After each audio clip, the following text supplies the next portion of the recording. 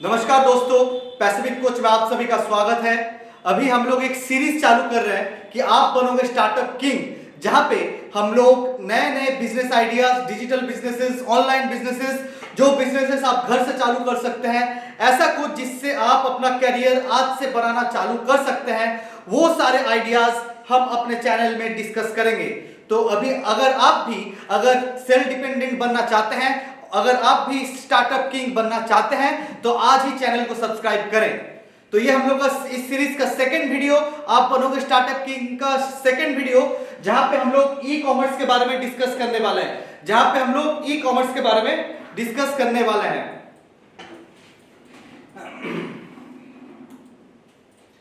तो क्यों e commerce क्यों इंपॉर्टेंट है? First of all, e commerce business $350 billion का जाने वाला है 2027 तक, और उसके बाद रैपिड ग्रोथ होगा टायर 2 और टायर 3 सिटीज में। अभी तक ई कॉमर्स बिजनेस सिर्फ और सिर्फ बड़े शहरों में सीमित था, और अभी धीरे धीरे इंडिया का हर गांव में, हर छोटे मोटे शहर में, हर टाउन में startup e commerce business grow कर रहा है। और अभी आपके पास भी स्कोप है कि आप इंडिया के कोई भी कोने में हो, आप अपने घर से एक नया ई कॉमर्स बिजनेस चालू कर सकते हैं, जहां पे आप अपना भविष्य की नींव अपने ही घर से खुद रख सकते हैं। तो आइए आगे बढ़ते हैं, और साथ ही साथ यूपीआई और डिजिटल पेमेंट रेवोल्यूशन, क्योंकि अभी भारत में यूपीआई और डिजिटल पेमेंट इतना कॉमन हो गया है। अभी ऑनलाइन पेमेंट हमारे ऑनलाइन वेबसाइट्स के थ्रू, हमारे पेमेंट गेटवेज के थ्रू कुछ ज्यादा ही इजी हो गया है। तो कोई भी अभी अपने घर से ऑनलाइन बिजनेस कर सकता है, इंडिया का कोई भी कोने से, दुनिया का कोई भी कोने से वो पेमेंट रिसीव कर सकता है। तो अभी जो $350 बिलियन का मार्केट जा रहा है, अभी इंडिया में पोटेंशियल ग्रो, मतलब थोड़ा थोड़ा करके ई कॉमर्स अभी इंडिया में ग्रो कर रहा है। तो अभी ये जो ई कॉमर्स सेक्टर है, ये अभी स्टेज्ड है कि अभी ये ग्रो करेगा $350 बिलियन तक कुछ सालों के अंदर ही, जो कि 2027 अभी हम लोग आइडिया कर सकते हैं। और उसके बाद हम लोग आते हैं लेइंग फाउंडेशन। तो हम लोग कैसे ई कॉमर्स बिजनेस स्टार्ट करेंगे, और उससे पहले हमारे क्या क्या स्टेप्स है, क्या क्या प्रोसेस हम लोग को फॉलो करने पड़ेंगे। तो सबसे पहले आता है प्रोडक्ट सिलेक्शन। इसमें क्या है, आपको अपने पैशन को मार्केट डिमांड के साथ अलाइन करना पड़ेगा। सबसे पहले तो आप देखोगे आपका पैशन क्या है, आप मतलब कौन से प्रोडक्ट आप बना सकते हो। अगर फैशन डिजाइनर हो, आपको मतलब डिजाइन करने पसंद है, तो आप कपड़े बना सकते हो, आप टी शर्ट प्रिंट कर सकते हो, आप कार्गो पैंट्स डिजाइन कर सकते हो, कार्गो पैंट्स कट कर सकते हो, साड़ीज बना सकते हो। अगर आप मतलब आर्टिस्ट है, आप पेंटिंग कर सकते हो, आप हैंडीक्राफ्ट्स बना सकते हो, या कोई बहुत सारे प्रोडक्ट्स है जो कि आर्ट एंड क्राफ्ट से आते हैं, आप वो सब कर सकते हो। और उसके बाद आता है research what consumers need and what you can offer uniquely। मतलब आपको देखना पड़ेगा कि इंडियन मार्केट में अभी मतलब नीड क्या है, कस्टमर क्या चाहते हैं, कंज्यूमर ट्रेंडिंग में क्या है, कंज्यूमर क्या ज्यादा खरीदना चाहते हैं। इस तरह के प्रोडक्ट आपको सोचने पड़ेंगे, और उसके साथ साथ आपका मतलब यूनिक क्या आप ऑफर कर सकते हो। सिर्फ और सिर्फ आप ही के पास रहेगा ऐसा कोई प्रोडक्ट जो कि आपके पैशन से आता है। तो यहाँ पे प्रोडक्ट सिलेक्शन में क्या आ गया आपका, सबसे पहले तो आपको आपके पैशन सोचना पड़ेगा कि किस तरह के प्रोडक्ट आप डेवलप या मैन्युफैक्चर कर सकते हो। उसके बाद आता है रिसर्च। क्या रिसर्च करोगे कि मार्केट में कंज्यूमर डिमांड कौन सा प्रोडक्ट में है, और उसके बाद आ जाता है यूनिक ऑफरिंग, ऐसा कुछ जो सिर्फ आप ही सेल कर पाओगे और कोई सेल नहीं कर पाएगा। उसके बाद आता है निश आइडेंटिफिकेशन, मतलब become an expert in a specialised area.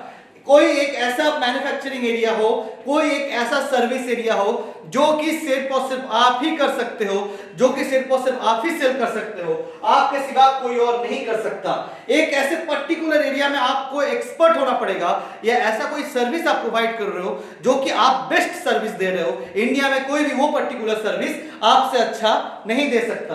तो इसीलिए निश आइडेंटिफिकेशन करना बहुत जरूरी है, क्योंकि कस्टमर बेस आपका यही डेवलप करेगा।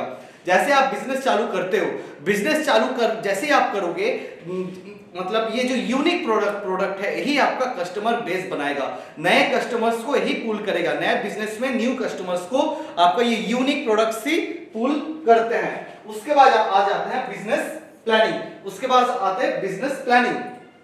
इसमें क्या है, आपको एक कॉम्प्रिहेंसिव प्लान बनाना पड़ेगा कि आप बिजनेस को कैसे बनाना चाहते हो, और उसके साथ साथ आपको एक बजट आउटलाइन भी बनाना पड़ेगा, उसके साथ आपको एक बजट आउटलाइन भी बनाना पड़ेगा, और उसके बाद आपको टारगेट ऑडियंस सेट करना है, उसके बाद आपको टारगेट ऑडियंस सेट करना है और स्पेसिफिक गोल्स भी सेट करने हैं, और स्पेसिफिक गोल्स भी सेट करने हैं। इसका मतलब जैसे आप बिजनेस चालू करते हो, कोई भी बिजनेस चालू करते हो, तो सबसे पहला आपका स्टेप्स है कि आप बजट सेट करोगे कि आपका बजट क्या है। आपका बजट 1000 रुपए भी हो सकता है, 1 लाख रुपए भी हो सकता है, या 1 करोड़ रुपए भी हो सकता है। तो बजट के ऊपर डिपेंड करता है कि आप कौन से बिजनेस चालू करोगे और आपका बिजनेस कैसे होने वाला है। तो सबसे पहला स्टेप आ जाता है बजट फिक्सिंग, बजट का आउटलाइन तैयार करना, और उसके बाद आता है टारगेट ऑडियंस सेट करना कि आप कौन से ऑडियंस सेगमेंट के लिए आप प्रोडक्ट बना रहे हो, मतलब किस तरह के ऑडियंस के लिए, किस तरह के कस्टमर्स के लिए आप ये प्रोडक्ट बना रहे हो।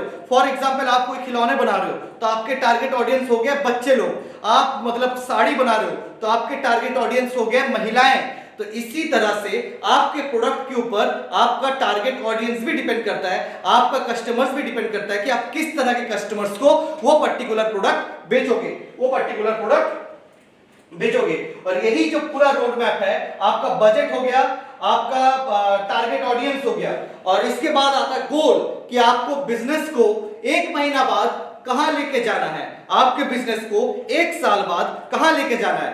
आपको गोल सेट करना है कि मुझे 1 साल में 5 लाख का बिजनेस करना है, मुझे 1 साल में 10 लाख का बिजनेस करना है। यह होता है गोल सेट करना।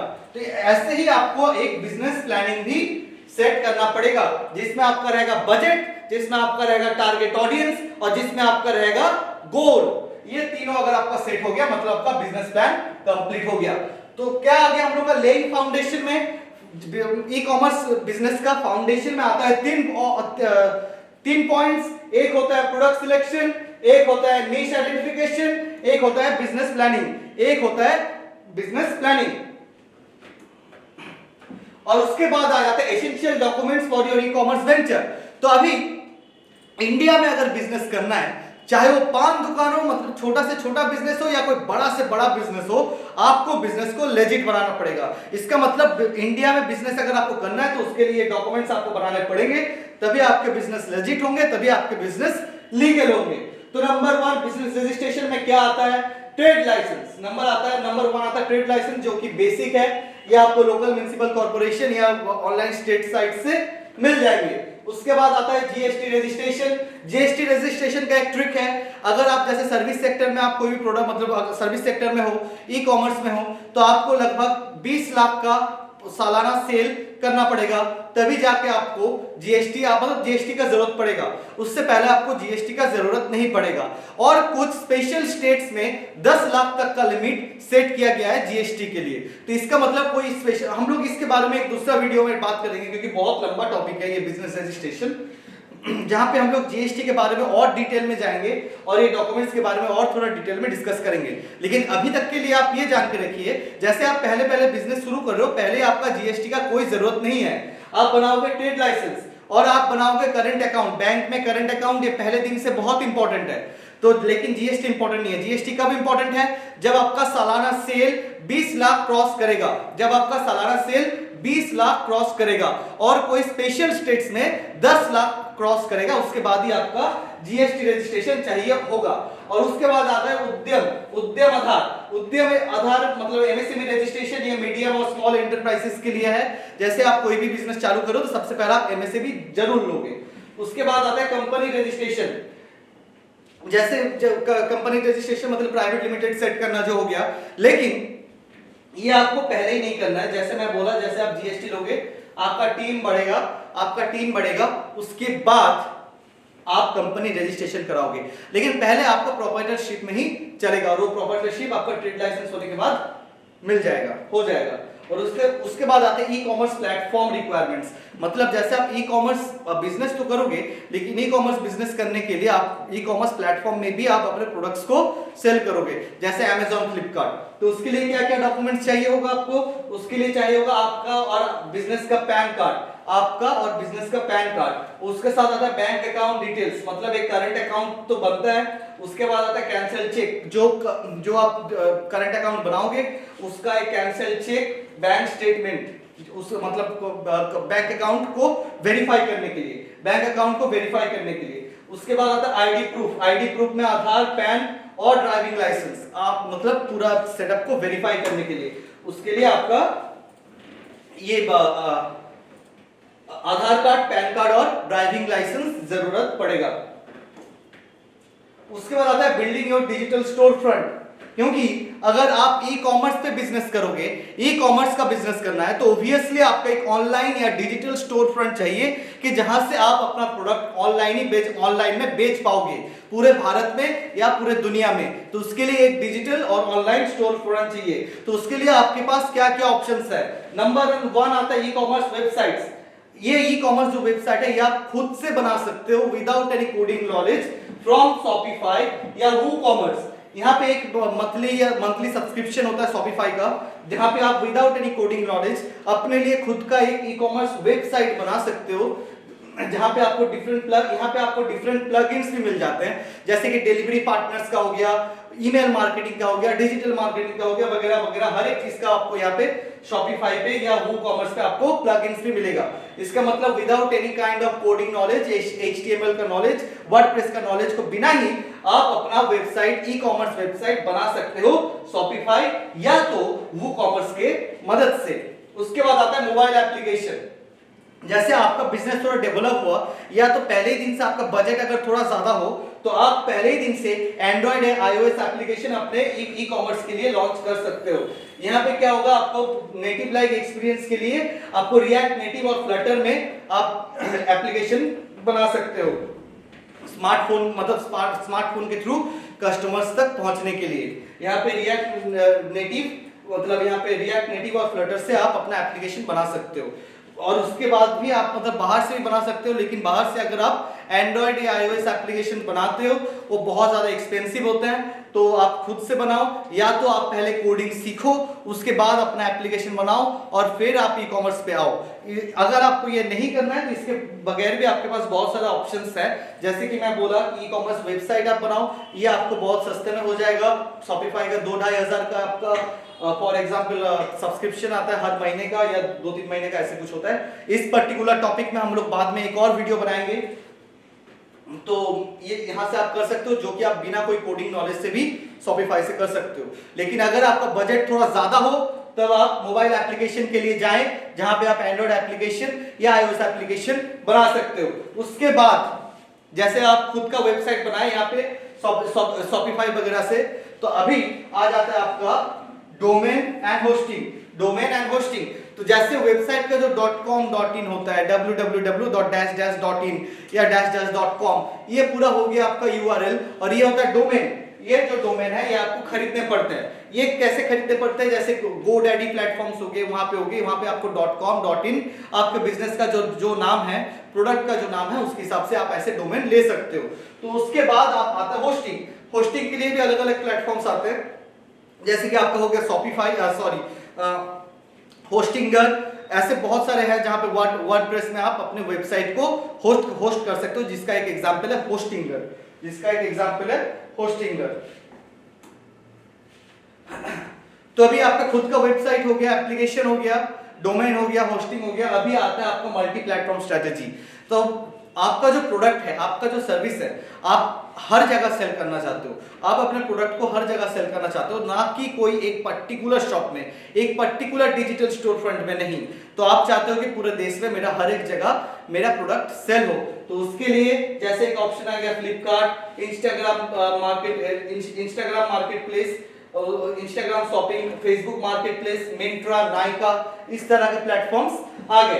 तो सबसे पहले यहाँ पे मेजर मार्केट्स क्या क्या है, लाइक अमेजॉन, फ्लिपकार्ट, मीशो, ये है हो गया आपका मेजर मार्केट्स। ये भी आपके ऊपर डिपेंड करता है कि आपका प्रोडक्ट किस तरह का है। अगर आपके इलेक्ट्रॉनिक प्रोडक्ट्स है, अगर आपका हैंडीक्राफ्ट प्रोडक्ट्स है, हार्डवेयर प्रोडक्ट्स है, तो आप ये सब में सेल कर सकते हो अमेजॉन, फ्लिपकार्ट, मीशो में। उसके बाद आता है आपका सोशल मीडिया में। सोशल मीडिया में भी कॉमर्स आजकल बहुत फेमस है, जैसे कि आ गया आपका फेसबुक मार्केट प्लेस या Instagram shopping. Facebook market place या इंस्टाग्राम शॉपिंग,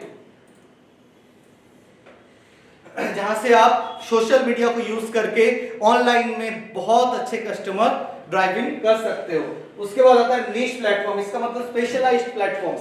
यहाँ पे सिर्फ और सिर्फ कुछ पर्टिकुलर तरह के प्रोडक्ट्स ही बिकते हैं, जैसे कि हो गया आपका मिंत्रा। मिंत्रा में सिर्फ फैशन प्रोडक्ट्स ही बिकते हैं। उसके बाद आता है नायका। नायका में सिर्फ और सिर्फ ब्यूटी प्रोडक्ट्स ही बिकते हैं। तो अगर आप कॉस्मेटिक बिजनेस बनाना चाहते हो घर से, अगर आप ब्यूटी प्रोडक्ट्स का बिजनेस बनाना चाहते हो, तब आप चाहोगे कि आपका प्रोडक्ट नायका में मतलब सेल हो। अगर आप फैशन प्रोडक्ट्स बनाते हो, अगर आप मतलब वो वुमेन ड्रेसिंग का कुछ बनाते हो, तब आपका मतलब चाहोगा कि आप मिंत्रा में भी सेल करें। और ये जो प्लेटफॉर्म्स है, ये मेजर प्लेटफॉर्म्स है ई कॉमर्स के लिए, ये सब। तो अगर आपको ई कॉमर्स में सक्सेसफुली अपना बिजनेस को मतलब सेट करना है, तो अपना वेबसाइट के साथ साथ इन सारे प्लेटफॉर्म्स पे भी सेल करना बहुत इंपॉर्टेंट है। इन सारे प्लेटफॉर्म से भी सेल करना बहुत इंपॉर्टेंट है। अभी आ जाते हैं हम लोग पेमेंट्स एंड शिपिंग। तो जैसे आप अपना वेबसाइट बनाएंगे, इसमें आपको तो मिल जाएगा different types of payment gateway. अभी तो जैसे यूपीआई रेवोल्यूशन चल रहा है अपने भारत में, पेमेंट गेटवेज का ऑप्शन हमारे पास बहुत है, जैसे फोन पे, पीजी, पेटीएम, रेजर पे, जस्ट पे। तो आप किसी को भी अपने वेबसाइट में प्लग इन कर सकते हो। उसके बाद आप अपना ऑनलाइन पेमेंट रिसीव मतलब पेमेंट रिसीव करना स्टार्ट कर सकते हो। उसके बाद आप अपना ऑनलाइन पेमेंट रिसीव करना स्टार्ट कर सकते हो। उसके बाद आता है शिपिंग पार्टनर्स। शिपिंग पार्टनर जैसे डिलीवरी हो गया, ब्लू डार्ट हो गया, ई-कॉम एक्सप्रेस हो गया, इस तरह के पार्टनर कंपनीज भी आप अपने वेबसाइट में प्लग इन कर सकते हो। इनका सारे वेट के ऊपर या डिफरेंट ऐसे टर्म्स एंड कंडीशन होता है, तो आपको जो इजी हो, आपका जो मतलब ज्यादा कंपैटिबल हो, आप वो कंपनीज के साथ आप जा सकते हो, वो डिलीवरी कंपनीज के साथ आप जा सकते हो। ये आपको सीधा घर से प्रोडक्ट को रिसीव करेंगे और जो कस्टमर है उनका डोर स्टेप में ये ड्रॉप करेंगे। आप कैश ऑन डिलीवरी भी आप प्रोडक्ट सेल कर सकते हो, या प्रीपेड मतलब जो ऑनलाइन पेमेंट वाला सिस्टम होता है, आप उससे भी अपना प्रोडक्ट सेल कर सकते हो इनके साथ। उसके बाद आता है return policy. Return and refund policy ये बहुत इंपॉर्टेंट है। आप अगर Amazon में भी सेल करो, उनका भी एक रिटर्न रिफंड पॉलिसी होता है। तो अगर आप वेबसाइट पे अपना सेल करोगे, तो पहले से आपको कस्टमर को बता देना पड़ेगा कि अगर हमारा प्रोडक्ट आपके वहां कुछ गलत प्रोडक्ट चला गया या प्रोडक्ट डैमेज पहुंचा, तो प्रोडक्ट को कस्टमर कैसे आपको रिटर्न कर सकता है, और रिटर्न करने के बाद आपसे कैसे वो कस्टमर रिफंड मतलब ले सकता है। ये पूरा प्रोसेस को आपको पहले से उनको बताना पड़ेगा। तब क्या होगा, आपका क्रेडिबिलिटी या आपका ट्रस्ट बिल्ड होगा कस्टमर के साथ। तो return and refund policy is very important, आपको ये वेबसाइट में पहले से देना पड़ेगा। और हाँ, ये भी एक बात है कि जैसे आप पेमेंट गेटवेज लोगे, रेजर पे, जस्ट पे, इस तरह का कुछ, फोन पे, पीजी, तो उसके लिए भी आपको पहले से रिटर्न एंड रिफंड पॉलिसी देकर रखना जरूरी है, क्योंकि पेमेंट गेटवेज भी आपको सपोर्ट नहीं करेंगे अगर आप ट्रस्टवर्दी ना हो तो। और आपका ट्रस्टवर्दीनेस प्रूव करता है यही चीज, आपका रिटर्न और रिफंड पॉलिसी। रिटर्न और रिफंड पॉलिसी। उसके बाद आता है हम लोग का मार्केटिंग, क्योंकि अब हम लोग बिजनेस तो अपना बना लिए, अपना वेबसाइट बना लिए, अपना प्रोडक्ट सिलेक्शन कर लिए, तो एक पब्लिक को पता कैसे चलेगा कि आप कुछ पर्टिकुलर प्रोडक्ट सेल कर रहे हो, आप कुछ शानदार प्रोडक्ट सेल कर रहे हो, ऐसा कुछ प्रोडक्ट सेल कर रहे हो जो कि आपके सिवा कोई और बना नहीं सकता। तो उसके लिए आपको चाहिए होगा मार्केटिंग। मार्केटिंग तो इसमें क्या है, सबसे पहला आ जाता है सबसे इजी वे ऑफ मार्केटिंग, जो कि हमारे पास मौजूद है, जो कि है सोशल मीडिया मार्केटिंग। अभी सबके हाथ में फोन है, आज के डेट में सब कोई सोशल मीडिया यूज करता है। तो सोशल मीडिया को यूज करके अपना मार्केट बेस तैयार करना मतलब एक जीनियस एक्ट होगा, और इस चीज को आसानी से करना भी एक कला है। तो अब डिजिटल मार्केटिंग में भी हमारे कोर्स आएगा, पैसिफिक कोर्स में बहुत जल्दी, और इसके साथ साथ हमारे डिजिटल मार्केटिंग के ऊपर भी हम लोग एक स्पेसिफिक वीडियो बनाएंगे, क्योंकि ये टॉपिक बहुत बड़ा है, इसको आसानी से समझा नहीं जा सकता, डिजिटल मार्केटिंग को आसानी से समझा नहीं जा सकता।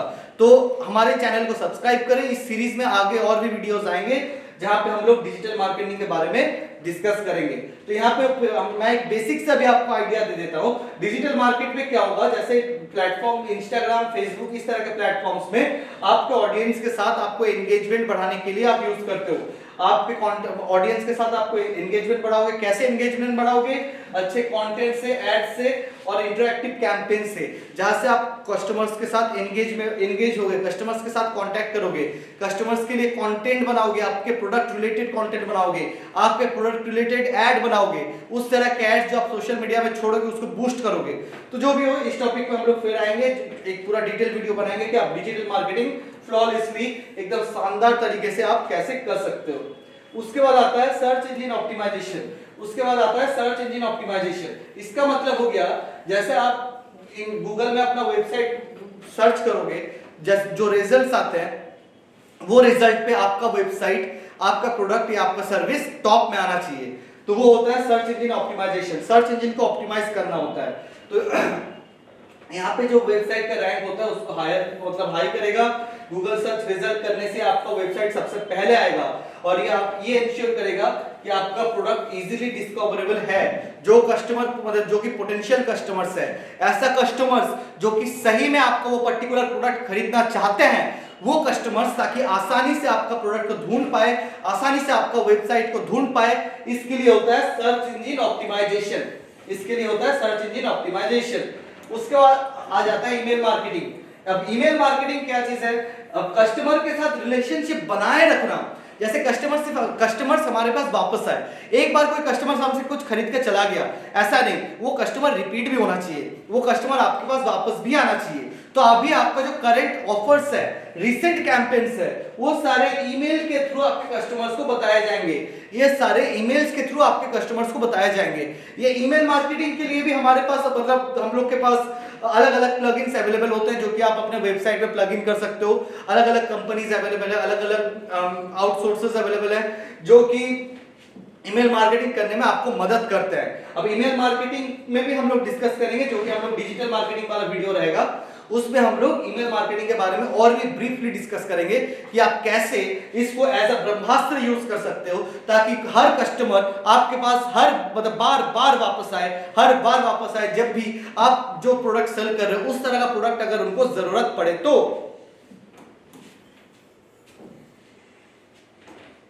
अभी आ जाते हैं हम लोग टेक्निकल पार्टनर। पैसिफिक कोच क्यों खास है? अभी जैसे पूरा बिजनेस आप समझे ई कॉमर्स के लिए, तो इसमें एक बहुत बड़ा पार्ट है वेबसाइट का, बहुत बड़ा पार्ट है एंड्रॉइड एप्लीकेशन का। तो जैसे अगर आप बाहर से कहीं आप ई कॉमर्स का वेबसाइट बनाना चाहोगे, तो जैसे 10,000, 15,000, 20,000 इस तरह के खर्चा आते हैं। बाकी जितना प्रोसेस है वो सारे तो फ्री ऑफ कॉस्ट हो जाएंगे। लेकिन हाँ, रजिस्ट्रेशन, डॉक्यूमेंट रजिस्ट्रेशन के लिए भी जो है गवर्नमेंट चलान्स होते हैं, वो आप ऑनलाइन वेबसाइट में जाके पेमेंट करोगे, उसके लिए थोड़ा बहुत पैसों की जरूरत है। बाकी जो मैं जितना प्रोसेस बताया, from digital marketing, from product selection, अगर आप घर पे कोई प्रोडक्ट बनाते हो तब वो प्रोडक्ट बनाना, मैन्युफैक्चरिंग, तो ये सारे तो फ्री ऑफ कॉस्ट हो गए। लेकिन तब भी आपको एक बहुत बड़ा झटका आएगा आपका वेबसाइट का, या कोई सेल का, या सेल साइट का, वेबसाइट का, या एंड्रॉइड एप्लीकेशन के लिए। अगर आप एंड्रॉइड एप्लीकेशन अगर आज बाहर कहीं से बनवाने जाओगे तो आपका 50,000 से 5 लाख रुपए तक का खर्चा आ सकता है। 50,000 से 5 लाख रुपए तक का खर्चा आ सकता है। तो आप उससे कैसे बच सकते हो? आप ऐसे बच सकते हो कि अगर आप खुद कोडिंग बनाना सीख जाओ तो क्या होगा। जैसे अगर आप खुद वेबसाइट बनाना सीख जाओ तो क्या होगा, अगर आप खुद एक एंड्रॉइड ऐप बनाना सीख जाओ तो क्या होगा। आप कुछ ही दिन, जैसे अगर आप पैसिफिक कोच के यहाँ हम लोग का एक ऑनलाइन कोडिंग क्लास है 3 महीनों के लिए, 3 महीनों के लिए, जहां पे हम लोग 51 क्लासेस प्रोवाइड करते हैं।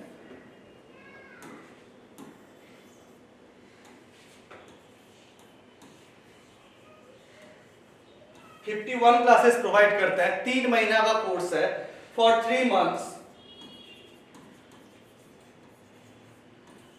मंथ्स, जिसके लिए हमारा कॉस्ट है ओनली 3,499। तो इसका मतलब 3,500 में आपको सिर्फ और सिर्फ 3 महीने के अंदर कोडिंग सिखाया जा सकता है, जो काम पैसिफिक कोच कर रहा है। इसके लिए आपको सिर्फ और सिर्फ हमें व्हाट्सएप में एक मैसेज भेजना पड़ेगा, हमारे कंपनी व्हाट्सएप में, जिसका नंबर है 85 852118627 ये हमारे कंपनी का नंबर है, व्हाट्सएप नंबर। आप इसमें व्हाट्सएप करोगे तो आपको हमारे बैच में ले लिया जाएगा। क्लासेस 15 दिसंबर से चालू हो रहा है, तो ज्यादा लेट मत करिए। अगर आपको खुद सेल्फ डिपेंडेंट बनना है तो कोडिंग सीखना बहुत इंपॉर्टेंट है, ताकि आप कोई भी तरह का वेबसाइट, कोई भी तरह का एंड्रॉइड एप्लीकेशन आप घर बैठे बैठे खुद का बना सकते हो। हम लोग गेम डेवलपमेंट में भी क्लासेस कराते हैं, तो अगर आपका अभी जीरो कोडिंग नॉलेज है, जीरो कंप्यूटर नॉलेज है, तब भी आप एक वीडियो गेम बनाना सीख सकते हो, एक वेबसाइट बनाना सीख सकते हो, एक एंड्रॉइड एप्लीकेशन बनाना भी सीख सकते हो। तो पैसिफिक कोच को आज ही कांटेक्ट करें। और फाइनल थॉट्स, और जैसे अगर आप व्हाट्सएप अगर ना हो तो आप हमारे वेबसाइट पे भी लॉगिन कर सकते हैं, www.pacificcoach.in, www.pacificcoach.in, जिससे आपको हमारे ऑनलाइन में सारे इंफॉर्मेशन मिल जाएंगे, कैसे कैसे कोडिंग बैचेस हैं। क्लास 2 से लेकर क्लास 12 तक के बच्चों के लिए भी हमारे पास कोर्सेज हैं, या बड़े बच्चों के लिए भी, जैसे हम लोग सेल्फ डिपेंडेंट आज के डेट पे होना चाहते हैं, हम लोग अपना बिजनेस घर से चालू करना चाहते हैं, तो हम लोगों के लिए भी यहाँ पे कोडिंग क्लासेस अवेलेबल हैं। तो आपको ये वीडियो कैसा लगा, अपना राय हमें कमेंट पे जरूर बताएं। अभी हम लोग ये सीरीज नया चालू किए हैं, ये अभी दूसरा वीडियो है, तो हमारे चैनल को जरूर सब्सक्राइब करें, ताकि आपको हर तरह का बिजनेस नॉलेज आपको घर बैठे बैठे मिल सकता है। Thank you so much.